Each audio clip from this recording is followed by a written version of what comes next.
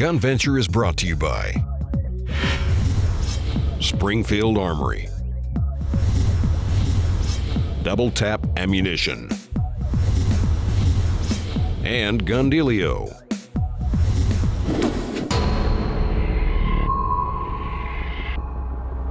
We're back at the range, and what we're going to be working on is some close quarters and some movement. We're going to try and get some distance. Remember how you were real tight at that ATM machine? Yes. Okay, and you were backing up away, and what we want to work on is your draw, your presentation, and that kind of dedicated tactical movement. Okay. So we're going to do a little bit of movement. It's a real simple exercise, and just see how it works out.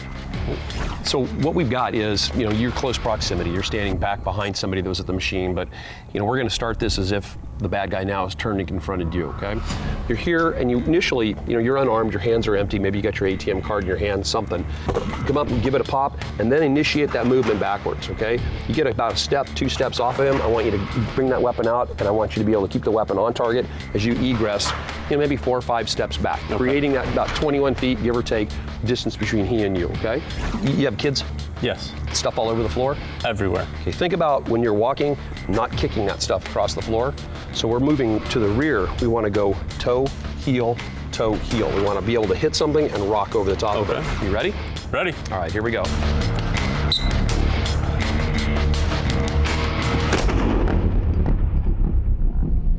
Okay, and stop, go and scan, and recover back to your holster.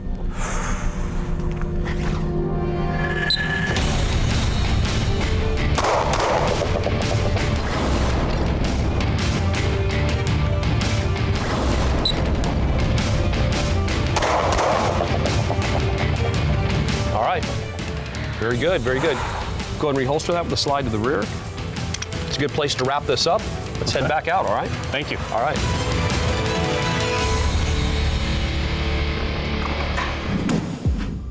All right, Matt, so we're back up here where the scenario is going to play out.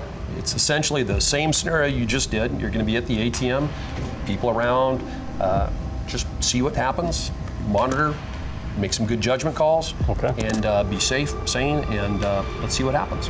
All right. Any questions? No, sir. All right, well, let's make this thing happen.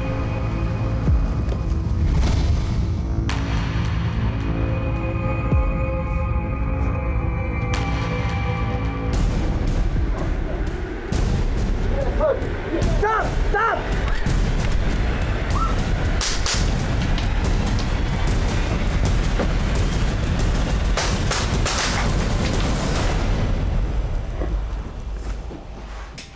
Index.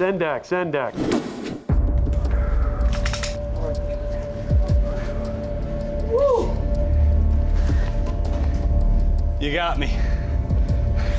So I take my eyes off the man on the phone to see a crowbar being employed in front of me, and going, well, do I shoot a guy with a crowbar? And then he's hitting the person at the ATM. Right. I guess I could probably shoot the guy with the crowbar. As I exited, I think I'm looking for people, but I did not see my assailant. How'd you ultimately find out about that?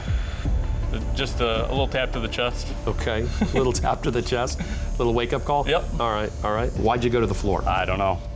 Certainly some more training would never hurt me. In competition, there's good guy targets and bad guy targets. Right. You point a gun at all those targets. You just try not to shoot the good guy targets. Right. Here, I pointed a gun at a lot of people, whether they were good or bad. Tunnel vision is a real thing. It's startling. He tunnel visioned in on just that amount of action in front of him, and then our second bad guy presents himself from the payphone and shoots Matt. When I soaked up those rounds, it was just this very startled, how did this happen? Where did it come from? And instead of turning and exiting the way I went the first scene, I'm aware there's a picnic table now behind me, and I just kind of sat. Then I'm going, what am I doing on the ground? I started to climb up, and I don't think we got much farther than that. That's a real human reaction. Everybody's going to go through some form of that type of response. These are all typical human reactions. These are human responses. That's really the hardest part to condition somebody to manage, are those effects of those various human reactions. I shot a bad guy right in a pile of good guys. And that's a training issue that I need to resolve between real life self-defense training and what I do for competition. Matt actually shot an innocent bystander that was one of the victims that was involved in this. You know, the rules of firearm safety, you know, be sure of what's behind you and what the backstop is. It applies to situations where you're going to be using that weapon in self-defense. I think what I really draw from this is how easy it is to lose my awareness of what's going on around me. My number two, I think at this point, is just that for all the people that were involved in that scene, I probably pointed my gun at all of them, except my shooter. And I'm not really comfortable with that idea in real life. You know, waking up and understanding, man, you know what? I just screwed that up, and I got to work on that. That's the first step. But he understands. He realizes that there's more to it now. This is unlike anything else I've ever done. It's not a beep and a crowd at a competition. This is a completely new feeling.